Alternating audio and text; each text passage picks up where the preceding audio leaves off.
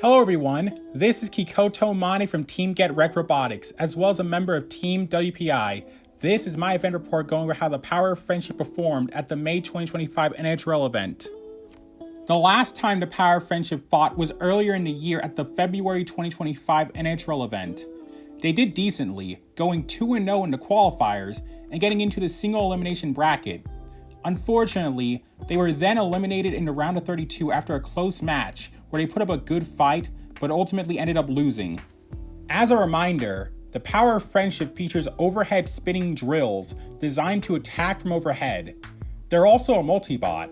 Because NHRL offers a 1-pound weight bonus for true multi-bots, that means I'm allowed to have a 4-pound entry consisting of 2 bots each weighing 2 pounds. The bot on the left is named Peck and is driven by me. The one on the right is named Poke and is driven by one of my friends. At the last NHRL event, Poke was driven by my friend Brian Boxall. However, he was not available for this competition, and so for this event, Poke will be driven by my other friend, Jaren, who's one of the best drivers I've ever met. The first qualifying match for the Power of Friendship was against an overhead bar spinner named Wolf. In order to prepare, I switched the bots over to their anti-horizontal configurations, which feature large titanium wedges. The only issue with this configuration is the fact that titanium wedges are so heavy that I have to switch to my normal foam wheels for weight reasons, which is an issue since they have far less traction than the Flex Foam 23 wheels. The most I could do was just coat the normal foam wheels with RTV silicone, which I borrowed from my friend Don, who's the builder of the Beetleweight named Colin Free, and just hope that that would be enough to improve the traction on those wheels. With all that out of the way, let's get into the first fight of the event. Andrew Laborde. So I did see Drew Davis out there. Drew Davis is a high school teacher in Schenectady, New York. Out here to support his fellow Schenectady-ite. Now you can see an issue here for Power Friendship. They love to get these pins, but they can't come down on that weapon until it stops. And that weap's like, speaking of stopping, this is an opportunity right here. Power of Friendship getting the pin, and look at it go. They can't reach. No, the geometry's not helping them. Their wedges. There we go. There we go. It took a little hole in that side there. They got in. It looks like Wolf might be dead or stuck. I believe they might be stuck. Looks like maybe the bar is stuck. I don't know. Well, it doesn't look good. No, but they were able to drill a bit of a hole into the top plate there. Interesting. They get counted out without calling for the unstick. There's no penalty to call for an unstick. No, you only get one. Sometimes you forget. You get one per fight, so they would. Well, that was a short and simple fight. I was able to use the wedge to get underneath Wolf and push him into the wall. After that, Wolf's weapon blade seems to flex just enough that the bot sliced into its own top panel. Once this happens, Wolf stops moving entirely, and so I'm assuming it cut into its own battery wires, but I'm not entirely sure. Either way, with Wolf down for the count, the Power of Friendship wins its first qualifying match by a quick KO. The second fight of the day was against a triangular 2-wheel drive vertical spinner named Iceblade, which features a very large weapon. I actually fought Iceblade once before back in March with my other Beetleweight, Killer with Fire. I was able to win that match, but I still did not want to underestimate my opponent since every spinner bot has the potential to end a fight in one good hit, so it'd be very important for us to pick our shots carefully. Also, we would be switching back to our standard configuration with long AR500 forks. Can I defeat Iceblade once again for the second time in a row? Let's find out now. 5, 4, 3, 2, 1, fight for one second!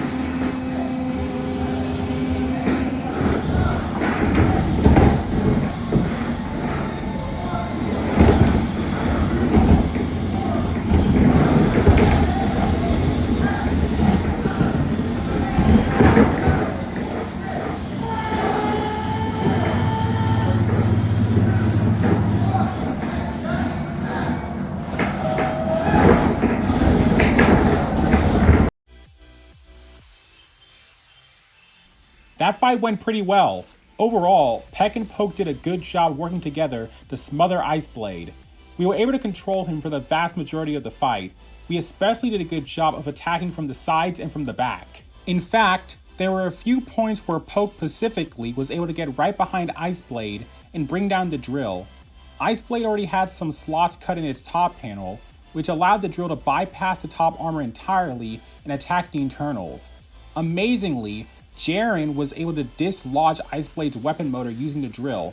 This effectively disabled Ice Blade's spinner for the rest of the match. Without a working weapon, Ice Blade was now powerless to stop the power of friendship from continuing to control the fight. This leads to Peck and Poke winning the match by judge's decision, which means the power of friendship automatically qualifies for the single elimination bracket at 2-0. The first bracket fight for the power of friendship would be in the round of 32. Our opponent would be a very wide vertical spinner named Nattoloid. This robot was created by Lars Elliott, who's famous for his championship-winning bot named Impact. Nattoloid may not be on the same level as Impact, but it's well built. With Lars' expert driving skills, I knew this would be a difficult fight, especially since Nattoloid's wide body would make it harder for us to grab and control. How will Peck and Poke do against such an interesting opponent? Let's find out now.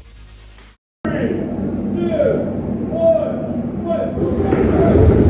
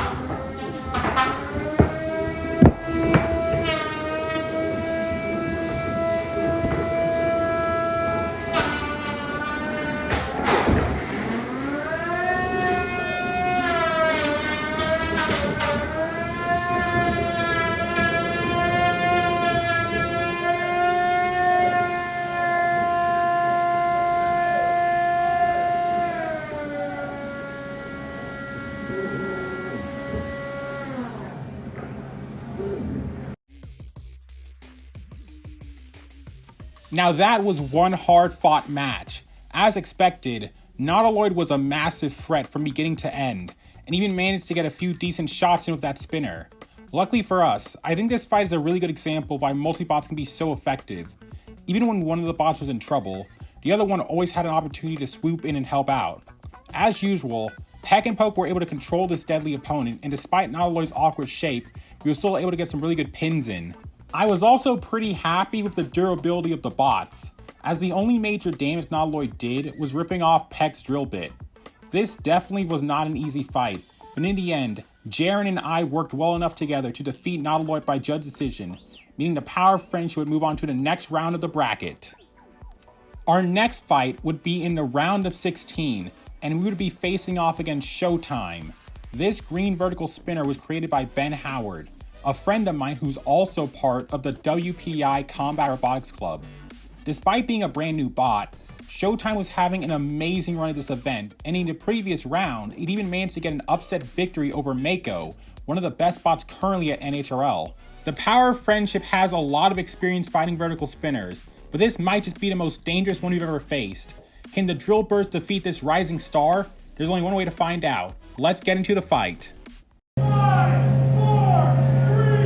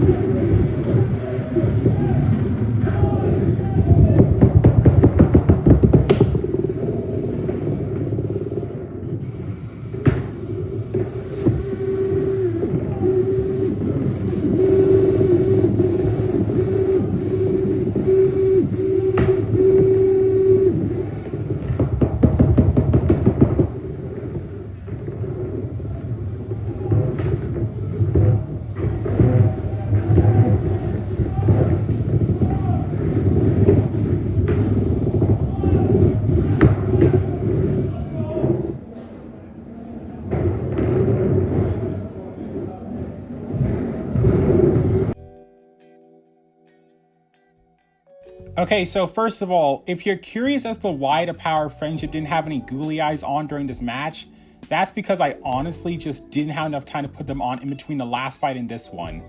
As for the fight itself, Showtime was just as dangerous as I expected, and he was not messing around. He even ripped off Poke's drill bit early into the match. However, we may be far outmatched in weapon power, but we still had the numbers advantage, and we used it to corner and pin Showtime several times throughout the match. But Showtime never stopped being dangerous, and he was still able to mount decent counterattacks. In fact, Showtime actually managed to break the left side drive motor on Poke and kill half of its drive system. Luckily for us, within the last minute of the match, Showtime gets flipped over, giving Peck and Poke the perfect opportunity to be as aggressive as possible and showcase as much control as we can before the match eventually ends. This was a very close match, and honestly, I think the result could have gone either way, but to my shock, the Power of Friendship takes the judge's decision, meaning Peck and Poke gets their 4th win in a row. This also meant Jared and I would be going to the quarterfinals and would be featured in the primetime NHRL stream. Real quick, I want to give a huge shout out to Ben Howard. The match against Showtime was one of the closest fights I've ever had with the Power of Friendship. Showtime is definitely a bot that has a lot of potential, and I expect it to do very well in the future. It is certainly a bot to watch out for. As mentioned before, by beating Showtime, the Power of Friendship is now in the top 8, meaning we were only one fight away from qualifying for the World Championships. Standing in our way was a vertical spinner named Vapor Trail, created by Johnny Sumpas. I actually have fought Vapor Trail once before with my other Beetleweight Killer with Fire. I fought well, but Vapor Trail was ultimately too much to deal with and ended up winning that fight. However, the Power of Friendship has proven time and time again that they can beat even the toughest vertical spinners. Can they defeat just one more to achieve the impossible and make it to the semifinals? Let's find out now. Speaking of that first fight, let's go ahead and meet our competitors. Representing Team WPI, it is Kokoto Mane and the Power of Friendship. Love these bots. It is a team affair. These are 2 drill bots that work together, and they're going to be going up against Team Pandemonium's Johnny Bahamas, Johnny Sumpas, and Vapor Trail. Love this robot, powerful vertical spinner. The first one Johnny's really competed with. I cannot wait to see this action. Let's go to Adam and Ricky in the play-by-play booth to call this fight. 5. Thank 4, you, Kyle. Let's 3, listen in. 2, 1. Fight. Away Robots we fight. go. A strong start from Power of Friendship, immediately winning the exchange and pinning Vapor Trail against the wall. Power of Friendship's ground game has been incredible as they dig their drill directly into the weapon belt of Vapor Trail. That was a near flawless beginning to this fight for the Power of Friendship, and they're keeping it up. It's amazing that these 2 robots are able to coordinate so well and yet function independently fantastically as well. Now this is a 2-on-1 fight here, but each half of Power of Friendship weighs less than Vapor Trail. They do get a weight bonus here, so combined they weigh a bit more than Vapor Trail. But despite the scale here, that Power of Friendship half is lighter than Vapor Trail and is pushing it all over the arena. That's impressive. Unable to release the pin here means that this pin isn't going to count when this goes to the judges. They'll have to sort of ignore that engagement. Yeah, it's interesting that they can't disengage. I wonder if it's actually Vapor Trail's fork assembly that's causing the problem here. We'll see a little more when they get separated, but there's no... Yeah, it is interesting. Power of Friendship's forks are very smooth. You'd think they'd be able, and usually are able, to disengage. So, yeah, unsure what's happened here.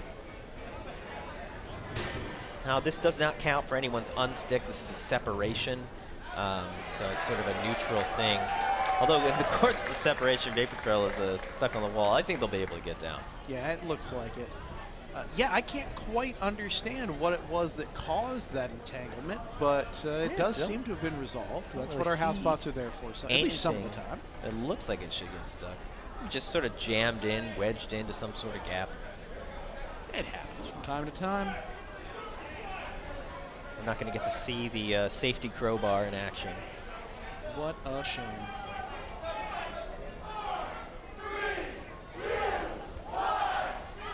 Away we go. Fight resuming at the 2-minute mark.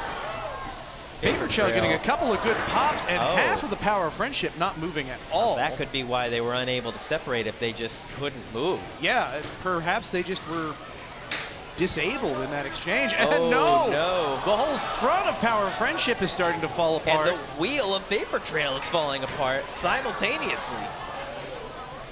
This does not look good for Power of Friendship, as one of the robots is dead and one of the robots is Trying to have a But yard look sale. at this.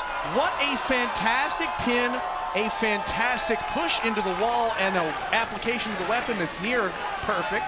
This would be an incredible comeback if Power of Friendship could make this happen. You can hear the crowd chanting friendship. Oh, it is so precarious. The wiring on the weapon of Power of Friendship is right there. It's so snaggable. And the belt of Vapor Trail just dangling in the air.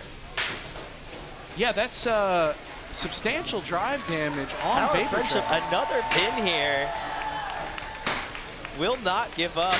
Don't count them out. It's a never give up, never surrender kind of moment. A hit right to the back of Power of Friendship, and they're still going. Vapor Trail backs off. I would Comes in back again. off. It's one of those things where you punch someone hard enough and you expect them to flinch, and when they don't, Yeah. it's just unnerving. At this point, the way that Power of Friendship keeps going is just intimidating in itself. Just flops around the arena at this point, refusing to die, down to one wheel.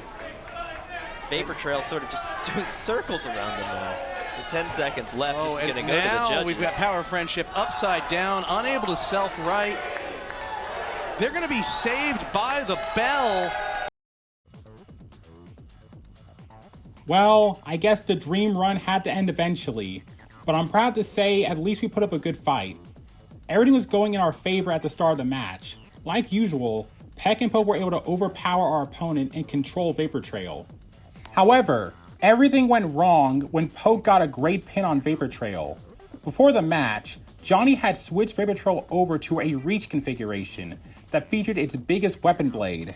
This decision paid off, as while Jaren was pinning Vapor Trail to the wall, the large spinner blade started slicing into the front of Poke until it eventually reached the battery and cut the power leads, which killed the bot instantly.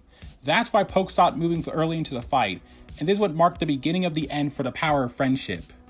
From this point onwards, I had to fight Vapor Trail by myself, and unfortunately, Johnny was just too good at driving, and they got several great attacks in on Peck. It is worth noting that one of Vapor Trail's wheels came off, along with a drive belt, but that did not seem to slow it down that much. Despite this vicious assault from Vapor Trail, Peck was still able to fight back. I'm happy to say I managed to get a few good grabs on Vapor Trail and showcase some control. Unfortunately, this wasn't enough to stop Vapor Trail from continuing to cause significant damage to Peck, including a massive hit which completely destroyed one of my drive motors. Despite this, I still refuse to give up, and I keep doing everything I can to try and turn the fight around. Eventually, Vapor Trail manages to hit the receiver, which is what finally killed Peck. However, there was not enough time for the bot to get counted out, meaning the match would go to the judges. Unsurprisingly, we lost the fight, but I'm still proud we were able to survive the full 3 minutes despite taking so much damage. With this loss, the Power of Friendship is officially out of the competition. Before I get to the end of the video, there's one last thing I want to talk about. For those who may not know, I'm actually a member of the team behind Waddles, a 30-pound bot created by the WPI Combat Robotics Club. The bot is currently driven by my friend Connor Howard, who is also the captain of the Waddles team.